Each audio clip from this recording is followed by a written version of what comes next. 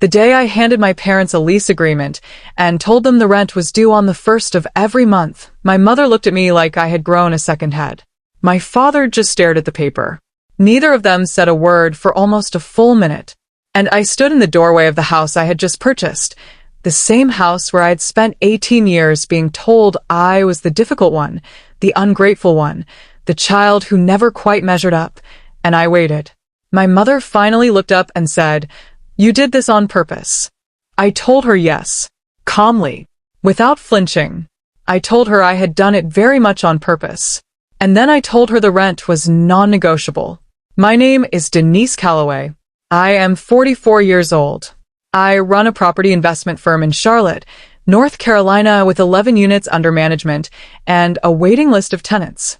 I have a daughter named Iris who is 7, a husband named Gerald who laughs at my jokes even when they are not funny, and a life so far from where I started that some mornings I stand in my kitchen and feel genuinely amazed that it belongs to me.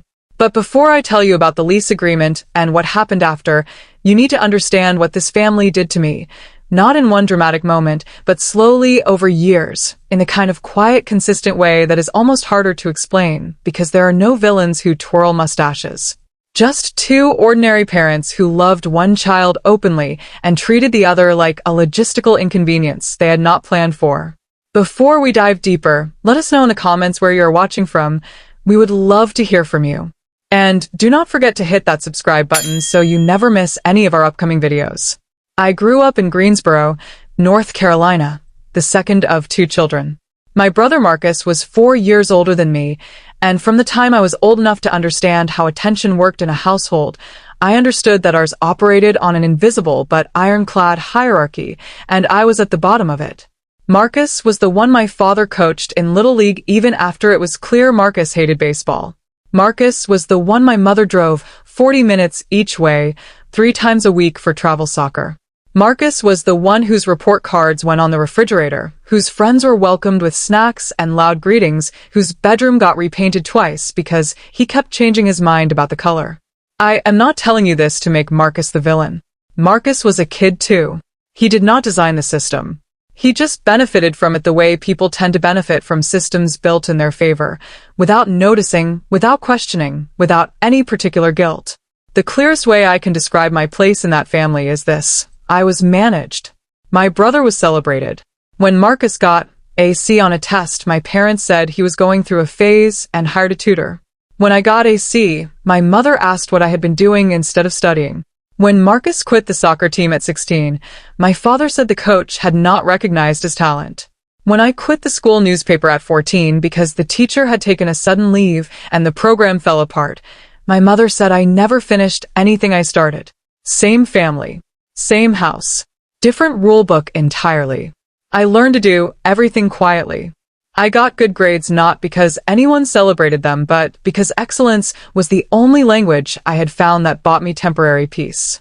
I applied for every scholarship I could find in my junior year of high school, not because my parents told me to, but because I had watched them open a savings account for Marcus's college fund when he was 9 and I was 5, and I had never once heard my own name attached to any equivalent plan.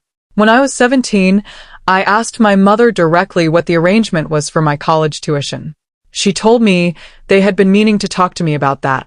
What followed was one of the most businesslike conversations I have ever had with a parent. She explained that Marcus was starting his second year of college, and the costs had been higher than expected. She said that my father's contracting business had a slow year. She said they were confident I was resourceful enough to figure out my options: loans, work-study, community college first, whatever made sense. She said it the way you might explain a delayed package. Apologetic tone, no actual apology, full expectation that I would adjust without causing a scene. I did not cause a scene. I went in my room and sat on my bed and did the math. Then I started making plans. The moment that changed everything happened the summer before my senior year, and it did not involve a grand gesture or a dramatic explosion. It involved my bedroom.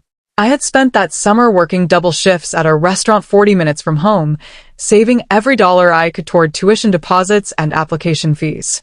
I was barely home. I came in late, slept, left early. I kept my room locked out of habit, Old habit, the kind you develop when you grow up feeling like nothing in your house truly belongs to you. In early August, I came home on a Sunday afternoon to find my bedroom door open. My bed was gone. My desk was gone. The second-hand bookshelf I had spent 3 months filling with every personal finance and real estate book I could find from the library sales was gone. In the center of the room stood a brand new treadmill and a weight bench, still wrapped in shipping plastic. My mother was in the hallway. She said Marcus had been asking for a home gym for his visits back from college. She said since I was barely home anyway, it had seemed like the practical solution. She said she had packed my things in boxes in the garage. I stood in that doorway for a long time. I want to be precise about what I felt in that moment because it was not fury, though fury came later. It was something colder and more clarifying. It was the feeling of a door closing on an argument I had been making silently for years. The argument that maybe I was wrong, maybe I was oversensitive, maybe the gap between how my brother was treated and how I was treated was smaller than it felt. That room removed all doubt. They had not sold the furniture or asked my permission or even told me it was coming. They had simply repurposed my space for my brother's comfort the way you repurpose a spare room when no one important is using it. I was the spare room. I packed a bag that night. I slept on a coworker's couch for 3 weeks while I sorted out an early move-in to a college dorm. I deferred one of my school acceptances by a year to work full-time and stack enough savings to manage the first year largely on my own. Before I left, I told my mother what I thought. Not loudly. Not dramatically. I told her simply and clearly that I understood what my value was in this family and that I would be acting accordingly going forward. She told me I was being dramatic. I told her I was being accurate. Then I left and I did not come back for a long time. What happened over the next 15 years is the part of the story people always want to fast forward through, and I understand why. Transformation is less cinematic than conflict. But I am going to ask you to stay with me here, because this is actually where everything important happened. I worked for 3 years in property management after college. Not glamorous, mostly maintenance calls and lease renewals for a mid-sized firm in Charlotte. But I was watching. I was learning how the money moved, how properties were valued, how the gap between what people paid in rent and what owners paid in mortgages could, over time, become something extraordinary. I got my real estate license at 26. I bought my first property at 28, a duplex in a transitional neighborhood that everyone else in my office thought was a mistake. I lived in one unit and rented the other. I fixed what I could fix myself on weekends and hired out what I could not. Within 3 years, the neighborhood had shifted, the property had nearly doubled in value, and I had enough equity to move toward a second.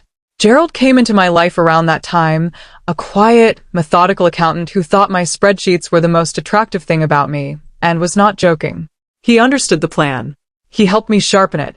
Together, we built something that looked modest from the outside, but was growing with a patience and precision that I had been practicing since the year I taught myself to be invisible in my own house. I kept limited contact with my family during these years. Birthday texts. The occasional holiday call that lasted 20 minutes and ended with everyone pretending the surface was the whole story. Marcus had graduated, gotten a sales job, gotten married, had kids, lived the uncomplicated life of someone who had always believed the world was basically set up in his favor. My parents still lived in Greensboro, in the same house where I grew up, a 4-bedroom on a quiet street that my father had bought in the mid-'80s when the neighborhood was just beginning to develop and the price was right. That house had always been their anchor, their identity, the place my mother described to anyone who asked as the family home, as if the word family applied evenly to everyone who had ever lived inside it. I knew from Marcus, in one of our rare conversations, that my father's contracting business had been struggling since 2019. COVID had been difficult. They had refinanced the house twice. The second refinance had not gone well.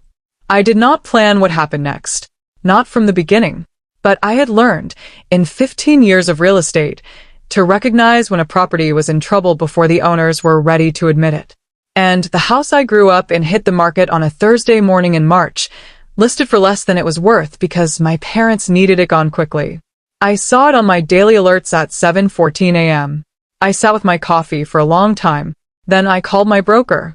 I bought the house in 11 days, through an LLC with a property manager listed as the point of contact. My parents never saw my name on a single document. They accepted the offer because it was clean, fast, and came with a flexible leaseback option, meaning they could remain in the house as tenants while they figured out their next steps. The listing agent told them the buyer was an investment firm, which was true. It was my investment firm. I gave them 60 days before I made contact. On a Wednesday afternoon in April, I drove to Greensboro and knocked on the front door of the house I had grown up in. My mother answered. Her face went through about 4 expressions in 2 seconds. I told her I needed to come inside. I sat down at the same kitchen table where, 26 years earlier, my mother had told me they were confident I was resourceful enough to figure out my college options on my own. I put a folder on the table. Inside the folder was a lease agreement, a welcome letter from Callaway Property Group, and a single sheet of paper with my full name, my company name, and my title at the top. I told them I was their new landlord. I want to tell you my mother cried or my father raged, because that would make a tidier story. What actually happened was something quieter and more unsettling. My father picked up the lease and read it. My mother looked at me for a long time without speaking. Then she said the thing I already told you at the beginning. You did this on purpose. And I told her yes. But here is what I also said, because I had rehearsed this not out of cruelty but out of necessity. I needed to say it completely, so I would never have to say it again. I told her the rent was fair. Below market, actually. I told her I had no interest in punishing them financially or putting them on the street. I was not that person, and I did not want to become that person. But I told her I needed her to understand something she had never once acknowledged in 44 years. I told her that the girl she had managed instead of raised, the one whose room she emptied for a treadmill, whose college fund she quietly redirected, who she called dramatic when that girl finally told the truth about how she felt, that girl had been paying attention the entire time. She had been learning. She had been building. She had been patient in a way that her family never gave her credit for. And now that girl owned the table we were sitting at. I told her I did not need an apology. I had stopped needing that years ago. I told her I would be a fair and professional landlord, that maintenance requests would be handled promptly, that the lease terms were standard and reasonable. And then I told her that every month on the 1st, when that rent payment cleared, I needed her to remember that resourceful was not an insult. It was the most accurate thing she ever said about me. I stood up, shook my father's hand. He still had not said a word, picked up my copy of the lease, and walked out the front door. On the drive back to Charlotte, I called Gerald, and he asked how it went. I told him it went exactly as planned. He laughed and said that was the most me sentence I had ever spoken. I want to say something to anyone watching this who grew up feeling like the afterthought, the backup plan, the child who got the hand-me-down version of every resource, every attention, every investment that the favored sibling received without question. You were not invisible. You were just being underestimated by people who did not understand what quiet determination looks like in its early stages. The thing about being the child nobody worried about is that nobody watches you. And sometimes, not always, but sometimes, not being watched is the greatest gift they could have accidentally given you. I built everything I have in the space their inattention created. The treadmill they put in my bedroom taught me more about my own worth than any conversation they ever could have had with me. Because the moment I understood that my space, my future, my value were things I would have to claim entirely on my own, I stopped waiting for permission. And I never waited again. If this story moved you, hit that like button. It takes 1 second, and it means everything to us.